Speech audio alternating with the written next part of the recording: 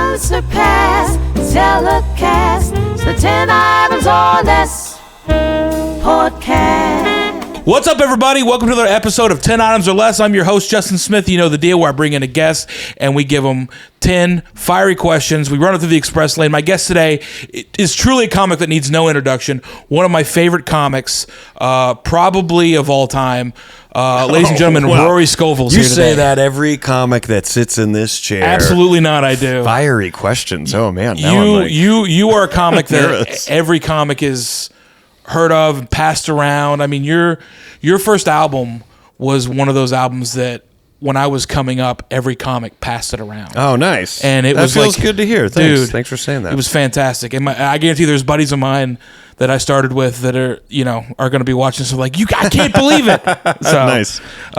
You ready to get into it? I'm ready. Yeah. Dude, first question. Oh man, I'm already like. No, you're gonna crush these, dude. It's gonna be great. I'm gonna get them wrong. If you had to fight a professional athlete, who do you think you could beat? Oh my god. A professional. I can pick any sport. Any sport. I mean, rugby and football are out. Obviously, MMA's out for obvious reasons. Right. Is it though? I think so. I feel like I like where this is going. You got a little sneaky energy. Thank you. That's what I was getting at. I mean, I did watch you walk. I did watch you walk on theater armrests on Conan on live TV. That's right. That is not a skill for the weak. There's a nimbility. Yeah. I have a nimbility. I'm gonna go golf, and I'm gonna go Patrick Reed. Okay. You know him? Do you follow golf? I mean, I follow enough. I mean, we have mutual friends that follow golf enough that I gotta say, I mean, he probably would win. I just feel as like someone who I could fight and have no emotions towards. I'm not the biggest Patrick Reed fan. Oh, there it is. So a little personal motivation. I love that. Yeah. Now, if he sees this and he goes, "Oh, that's a shame. I'm a big fan of his comedy," then I totally change my answer and I love him and think he's great. Absolutely. Especially when he sends you the merch box. Anyone who likes me, I like them. But probably Patrick Reed. Yeah. Absolutely, that's a good answer. Golf. I never went golf. Yeah. With it, but that's a perfect answer. Yeah. Because they have muscles that are very particular. Yeah. A lot of swinging. If you can get in past that swing, yeah, you're golden. It man. also feels like they're slow. They're playing a slow sport. Yeah. It doesn't feel like they're a lot of walking. Not a lateral. A lot of loafing. Only Mark Wahlberg sprints between holes. Yeah, you know what I mean? Yeah. Only a lot of loafing. A lot of take your time. Yeah. All right, next question. Attention shoppers, just a reminder, February 12th, I'm going to be in Wesley Chapel, Florida at Side Splitters. March 11th, I'm at the Helium in Atlanta, Georgia. March 12th, Nashville, Tennessee, I'm back at the Lab. Also, do not forget, Bubble Wand is live now on YouTube. Please go to my YouTube, Justin Smith Comedy, and give it a watch. Thank you so much. Now back to the show. One of these has got to go. Okay. On a camping trip. Okay. Matches, tents, or toilet paper. Oh man, that's you really can only good. Keep 2. I'm gonna get rid of matches. And that's because without knowing and zero experience, I feel like I could do the start a fire thing with a stick and another stick. Even though, as I describe it, you're failing in your description of how to make a fire. For some reason, I feel like I could get a fire going, but tentless is going to freak me out. Yeah. I'm going to need, even though in reality it's just a barrier, but it's barely one. Yeah, I need that. I think mainly for bugs, because other animals, who knows what's going to happen, but. Yeah, toilet paper. I feel like I could. It's interesting. How long am I camping? That's a good question. I would say you're a guest weekend on my sub podcast. I know, right? Questions about questions. If I was for one night, when you go camping and you think oh man, I'm for sure you're gonna go number one freely. We can all do it. But for some reason, when you go camping, your body shifts and doesn't make you have to have bowel movements the way you normally would in a comfortable setting. Your body kind of knows we're outside. Let's Let's pump Right. the brakes. Also, let's wait a day. I guarantee you that's gotten so many people into a predicament. Yeah. Because now you're having to dig a hole in a hurry. Yeah. You're in trouble. You're in trouble. Yeah. I would either go, I'm going to keep the tent. Matches, I feel like I could start a fire, but I also think if we were talking like one day, maybe two, also I could probably use leaves. I'm going to get rid of toilet paper. I'm going to keep matches. I got you. Matches and tent. In terms of like alternate fix quick, leaves. Leaves are right there. I do. I just hope it's not fall leaves. Or because I that got crunchy, water. just like wiping your butt with Chex Mix. It's just Yeah. all. Ugh. Look, there's a lot of bad directions here. There's a lot of bad. You took me down a different hole. Yeah, there you go. Yeah. There's pain either way. There's gonna be pain. But I do feel like toilet paper. You're like, I could just not. I think you could survive. Also, your eating habits change out in the woods because it's not so easy to just eat what you want, and also you don't just kind of eat casually because you're in such a different setting. You start, your brain also goes into like necessity, like eat. And because of that, I think you're then attracted to foods that you more easily digest. Yeah. And my point I'm getting at is I think you might have a little bit of a cleaner bowel movement. That's true. Okay. There are no Mexican pizzas on the trail. There's not going to be any out there. That's right. Yeah. All right, dude. That's you changed my mind, which rarely happens. Wait, what did you think? Matches? I mean, I always think matches because you're like, I could figure it out. I never think toilet paper because I always think if I need toilet paper, I need. You're gonna want toilet paper. Yeah, exactly. And also, I think toilet paper is like, I might need a napkin. Like just like, I never. I don't plan well, so you're like, of all the things, you're like, I don't have any of those things in my car. Yeah, but I have toilet paper. How close am I to a river I can go sit in? Right. That's God's bidet right there is what that is. That's God's bidet. A nice river. You're listening to God's bidet with Justin Smith. Next question. Would you rather wear shorts to every wedding or I already love this question. or a tux to every funeral? Oh my gosh. Tux to every funeral because I think people would potentially perceive it as you're being super respectful.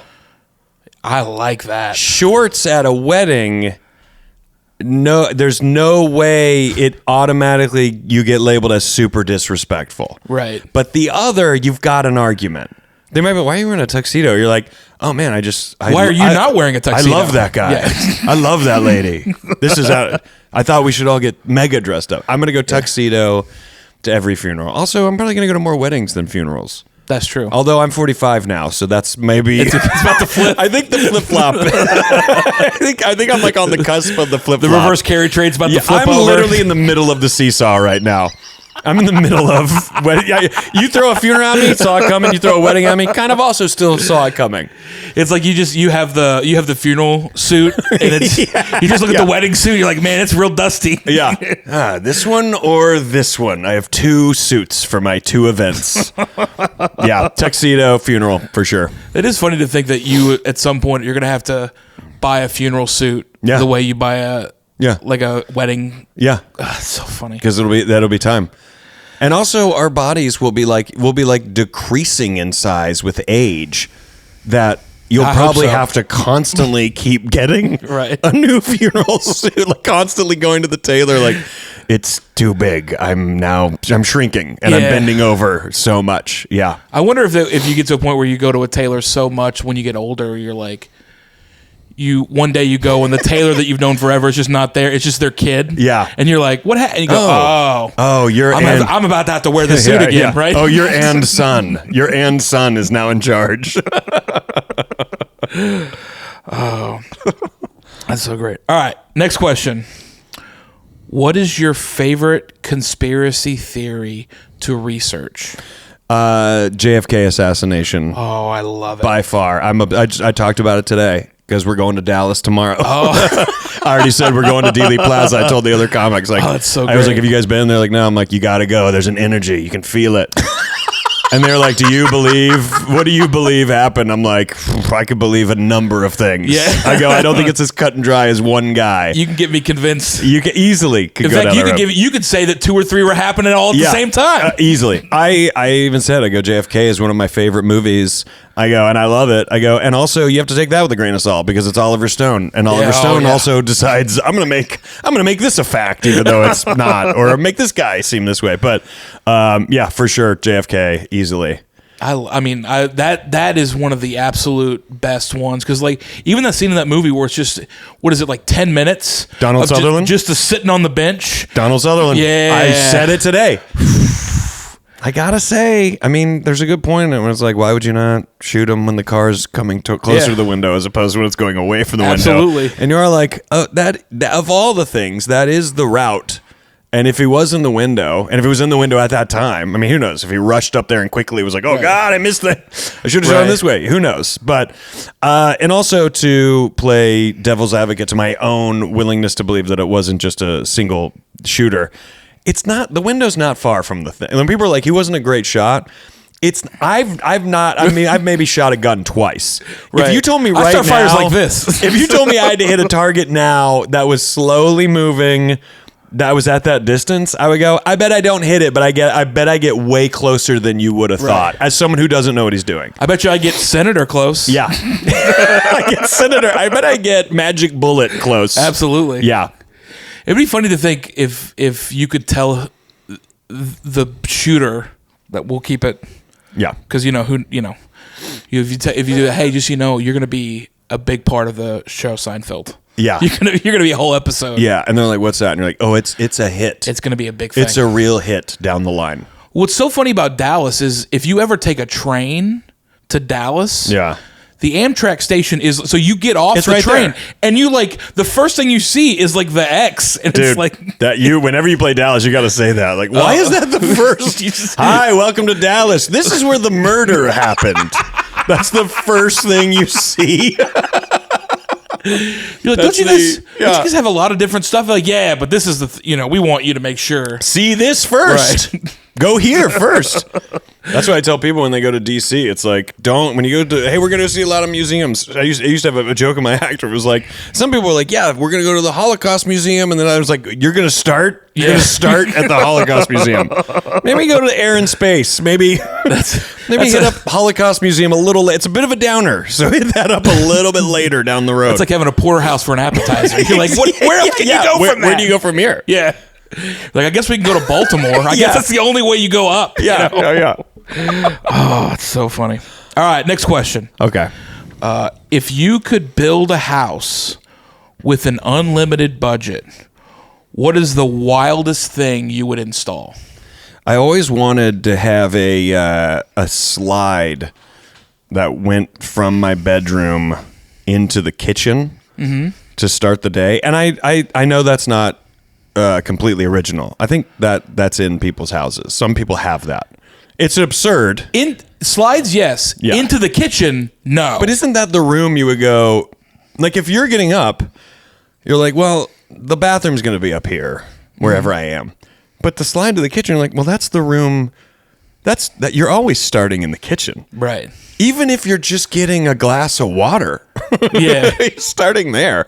Yeah, I think into the kitchen for sure. If I was going to go like younger me, crazier answer, I don't know. 45-year-old me, I would have sauna, I would have cold plunge, I would have sensory deprivation tank, which, as I say all that, feels like the Joe Rogan package. I would have the JRP. Right. I would have all that. Freezer more functional.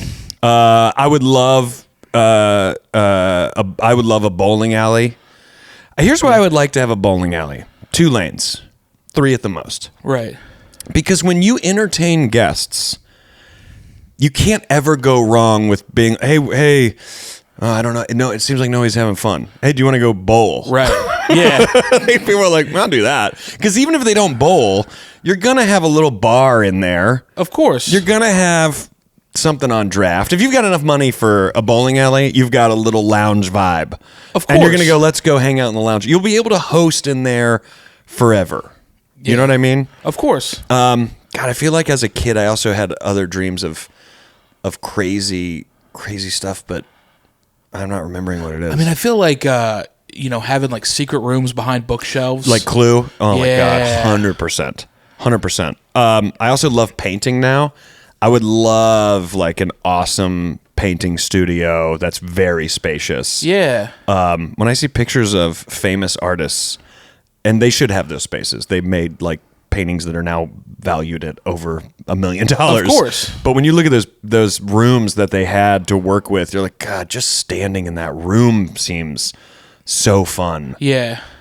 Man, I'm really blanking on It one. feels I like always wanted to struggle, have. you know. When I was a kid, I played soccer.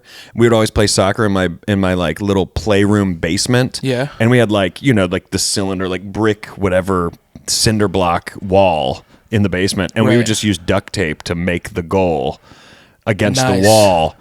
And I always imagined having like a miniature, like little indoor Yeah. soccer with turf and stuff. But I got to say, at 45, I think I'm now like, no, I'm not doing that anymore.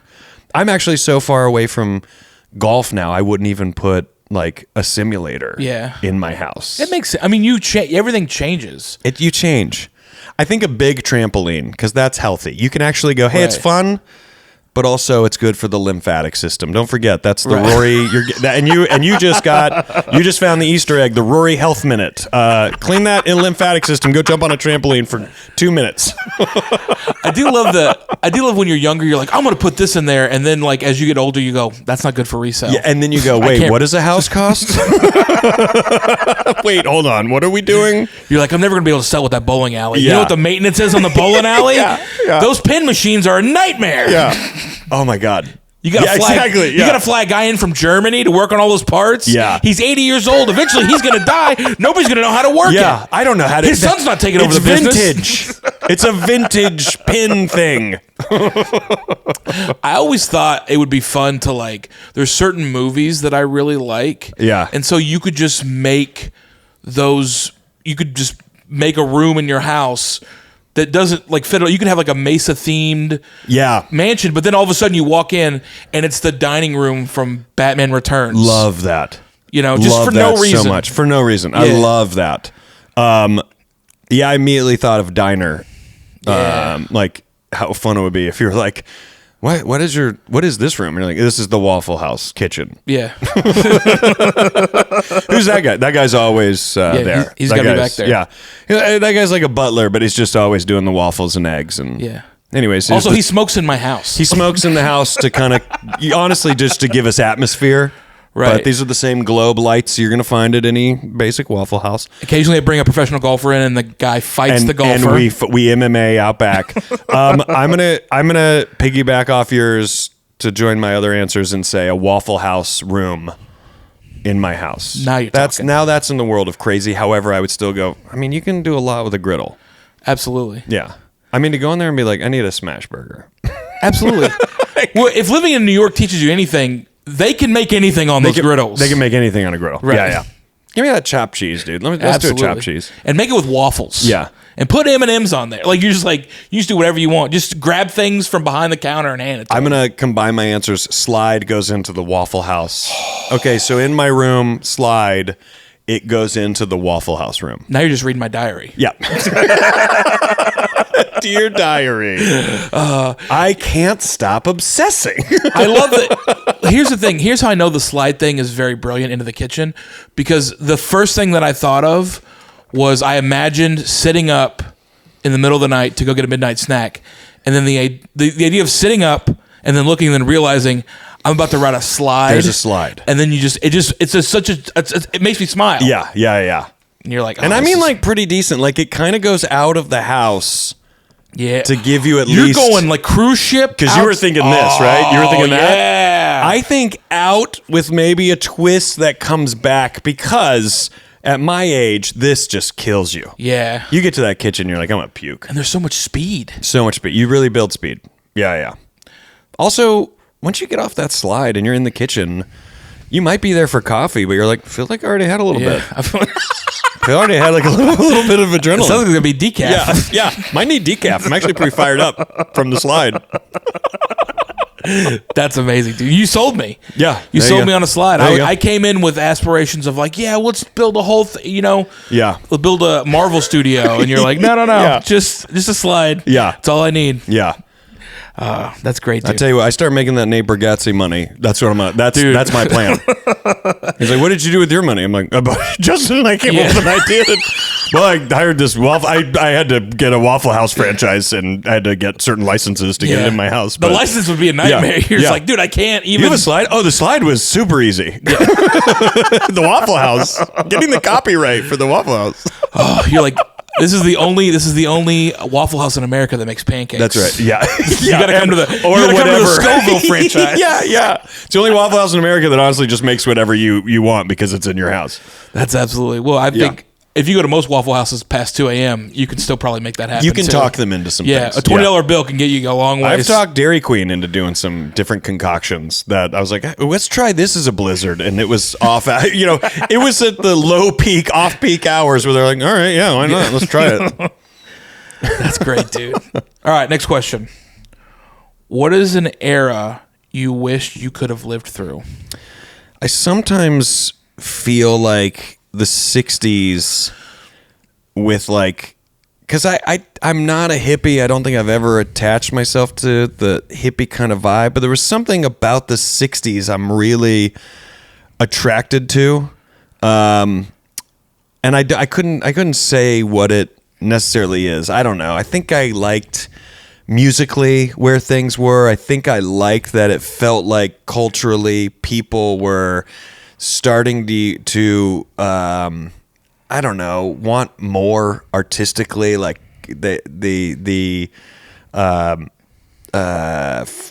of the whole freedom to be who you are kind of vibe felt like it was born out of the 50s telling you specifically how to be, and then the 60s were like, no, we're gonna try LSD and we're gonna feel differently and actually become something different. So I think I liked the counterculture of like the 60s.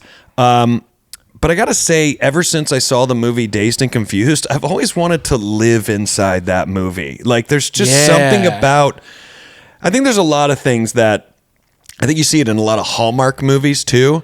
I think the thing that I'm attracted to in Dazed and Confused is similar to what maybe people are attracted to when they watch Hallmark movies, is that it feels like in those spaces, those characters' problems are so small compared to what we experience in real life. So the escapism of those movies or shows feels so good because you're like, oh my God, the biggest problem they have is, will he make it home for Christmas? I mean, not climate change in any degree. Right. It's just, will he catch his flight? They never bring up currency melting. There's no Bitcoin. But like Dazed and Confused, for some reason, I'm like, it just seems like, man, it's the last day of school and all we got to do is party. And also all the drama that is within those characters. You totally get it because you relate to it back when you were a teenager and feeling it. But there's something joyful about watching that as an adult, because now when you watch a movie like that as an adult, you know that those problems are so trivial to that age. We already get to know that on the back end, who you were or how you were perceived to an extent in high school is not as important as you thought. Who you were friends with or keeping certain friends or, behaving and being a certain way, you realize was just something you thought was super high stakes. Granted, I say that with a caveat that a lot of people have a different feeling about what I just said. Right. Mine is very specific to mine. Some people might be like bullied and they go, no, it actually really informed my life in a different way. I'm saying that, there were certain things in high school that I thought were super heavy. And then as I got older, I'm like, oh man, I really put a lot of attention on a thing that as I aged realized was not that big a deal. And I think when I watch a movie like Dazed and Confused or rewatch it, it's one of my favorite movies. And I think it's because it's like, God, it just looks like a fun life to be in. Right. Granted, you take all those characters and you cut to 1982. Yeah. They're in a different place. You turn on Dazed and Confused, you fast forward, now it's Born on the 4th of July. It's a whole different movie. It's a different movie. It's a different vibe. Yeah. Bald with long hair and a mustache. You're like, oh man, we skipped the whole movie, dude. Yeah. We skipped something. We skipped an era. Yeah. I love that energy of I forget. I forget the comic that they had a great bit where it was like they talked about some days I wake up and I'm just relieved that I don't have to go to school again. Yeah. And like even as an adult. Yeah. And I think that's the energy they captured so well, was just the thing is like, it's the release. You're like, oh, this is no matter what happens. Yeah. Everything else from here on is voluntary. Yeah. You can figure it out. Yeah. But that going to school in it's just a nightmare factory. Yeah. I know what you mean. It is funny, like looking back on it now. I had a pretty easy time, which is weird when I went to high school. I was super religious and I was wearing like thrift store stuff. Okay. Thrift store stuff never fits. Yeah. So I was wearing tight pants. Yeah. And it was a nightmare. Yeah. But I was well liked in my school, and you're like, how was I not bullied? I mean, that's our common bond probably of 90% of comedians. Like, we weren't bullied because we have this gift of shifting the attention to something comical. Like, that's true. When we're on stage, it's like, I don't know how you get on stage. It's like, we were trained in the depths of hell. Yeah. Like, we were trained with people that are like, I'm going to fight you. And we're like, what if I make a joke about this guy and I roast him? And they're like, oh, man, you're funny. We'll keep you around. Like, there's a sadness to it. And there's also like kind of that's kind of the fire that... where people like us come out of. It's the best. Yeah. And so, I love that. I love the idea that I've never really I guess we always think about it, but I've never thought about it being born like that. Like, that's how I had to survive. Yeah. So it's interesting. All right. Next question. If you the square root goes in a while. All right, now we're gonna get the dry erase board out. Now we're gonna show how dumb you are. Oh. All 50 capitals? Yeah. Oh, God. If you and your family were going to colonize Mars, okay, and you were going to leave Earth, what would be the thing you would do on your last day? Oh, man. I mean, callback. Definitely have a blizzard from Dairy Queen. I mean... And put some chili on it. If you and a little bit of chili to melt the ice cream just a touch. But if you were going to say it has to fall into, because maybe this is a sign of who I am. My brain immediately went to food. I was like, almost like you just said, it's death row. What's your last meal? I was I'm going to Mars. I can't bring the food thing up, but you absolutely can. But immediately my brain was like, well, I would go to Bojangles and get a Cajun filet chicken biscuit. I would definitely get a blizzard. There are some smash burgers I like in LA. More than likely, if we're headed to Mars, we're not in LA anymore. We're probably in Florida. Right. Or do they launch in Texas? No, they launch in Florida. You know what? And I'm gonna cut out. Where am I location. going with this answer? I'm gonna cut out. I loved how you did turn it into like a Travelocity situation. Where you're like, well, could I get on the Concorde? I wonder if I get a discount if I flew out of Florida. Cape Canaveral. I don't know. I mean, I kind of thought play around at golf.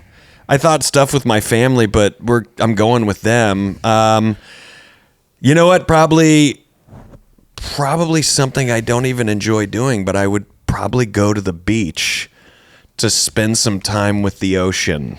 Nice. Knowing that that's the one thing I got to say goodbye to that. Yeah. I think that would be I'm what going I to a place did. with no water. Yeah. So I got to soak it all in. I got to say goodbye to the ocean. Yeah. And then you realize, like, I really don't like it here. I do I'm not a beach guy. I'm like a get me in the mountains. Yeah. And if I need water, get me to a mountain lake. I like just the serenity of the mountains and trees. I'm just more into that than being hot on the beach. I always feel like I'm getting like skin damage in the sun, which we are, even if you're in the mountains. But the beach just sort of highlights it. And you don't know what's underneath the sand. Like, and you don't know what's in there. Yeah. But yeah, the sound of the ocean, we take it for granted because we're so, even when I lived in LA, I didn't go to the beach. And if you said go on vacation, I'm never thinking tropical anything. It's just not what I'm attracted to.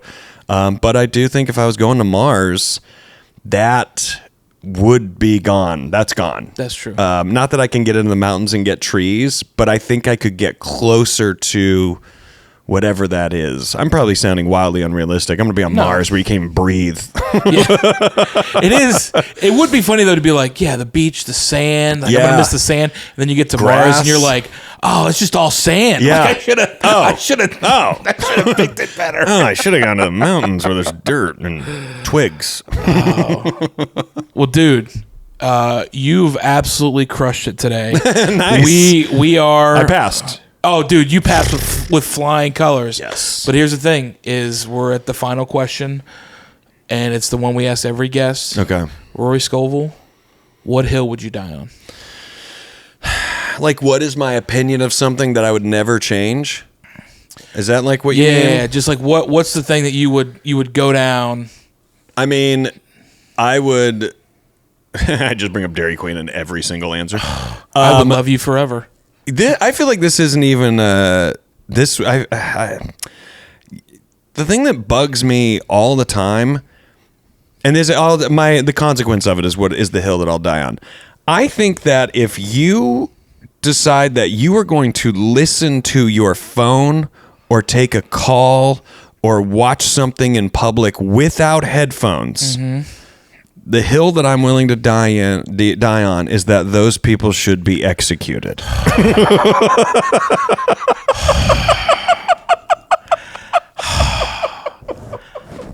love this man. That's too so extreme. much. I would go. I'm willing to die on the hill that we would be better off without those people. And you could tell me they donate to charity. I would go, well, if they're dead, someone will have to accumulate their money, and then that's on that person to donate to charity. Exactly. But at least they would probably use headphones. Also, I cannot fathom me as a person ever taking a FaceTime or a call on speakerphone or listening to a song or watching a TV show or a movie where I know that I have decided that I, above everyone else in this shared public space, get to decide what we all listen to. Yeah. It is absurd to me that behavior has become so commonplace that my extreme consequence of it, and the reason I'm willing to die on that hill, is because I think if you execute a couple people, everybody stops doing it. Lesson learned. Listen, if you start executing a few people, lots of things happen. Insurance premiums start going down. Right, yeah. People start getting unlisted. It's a whole thing. Yeah. I love it, dude. I mean, that's I think every person alive has that moment where it's like, are you really listening to a Little Yachty album? It's insane. Yeah. While she's doing the in-flight instructions right now. Yeah. Well, you're like DJing our lives and nobody called in to request this song. You're just playing it. Or I've been at cigar lounges. The whole idea is like we're in a leather chair, we're smoking, we're relaxing. You're playing poker on your phone, and somehow there's a slot machine involved. Yes. And you're just, I mean, like, you're 45 years old. Yes. You've heard the cry of your child take its first breath, and the noise that you're polluting the world with is animated coins. Yeah. You want everybody to know that while I can pick a fine cigar and a fine scotch, I also love to get a little kooky I love to with get video a little games. zany. But it's also like, how hard is it for you to throw in one AirPod? Just one AirPod. So that noise can be for you and not for us, people who did not agree that this is what we want to listen to. It's absurd to me. If you guys are out there and you go, wait, I do that sometimes, consider this your warning. You are. I'm going to tell you something. I'm going to tell you something right now. Rory Scovel, that's why you're a man of the people. Thank and you will forever. Thank you. We should put you. I'll go this far. Because this is, as far as being from Oklahoma, being like a southern boy, this is the greatest honor I think I could give to you. When I was growing up, there was the flag guy. Yeah. The flag guy was a guy that had all these different flags for sale. He lived in a trailer. There was also knives usually involved. Yeah. But the biggest seller was he would put celebrities' faces on top of the American flag and other flags. I'm going to tell you right now, I want a Rory Scovel face on an American flag. That's right. I want a flag. I want that flag. Yeah. And it should happen. That's the viewers. That's you guys, the listeners and the viewers. That's your challenge for 2026. Absolutely. Give Justin this gift. Get on it. Get on it. We'll make it a poster or sticker. We'll put it right here. Nice. The Rory Scovel flag. That's what it's going to be. I love it. Rory, do you have anything you got to plug? You want to? I'm on my tour till early April, so it's mainly that. I got a show coming out on HBO, I think in March, called Rooster. With Steve Carell. I'm just a small role on a few episodes, but I got to say it's worth watching because I think it's so funny. Like, these scripts were hilarious. But yeah, RoryScovel.com for all stand-up dates. And I have a podcast called Crimeless on Smartless Radio. On iHeartRadio. I gotta say I'm on the show, but I don't even know how people access podcasts. That's how you know you're successful. You don't ever know where it goes. I don't even know where it goes. You I actually just don't Google know. It's there. We record it and then I go, well, it's yours now. I already heard the episode. I helped make it. So I don't know what else happens. Yeah. Dude, Rory, you crushed it today. Thank you so much for stopping by. Oh, man. Thanks for having me. Dude, thank you guys. We'll see you next week.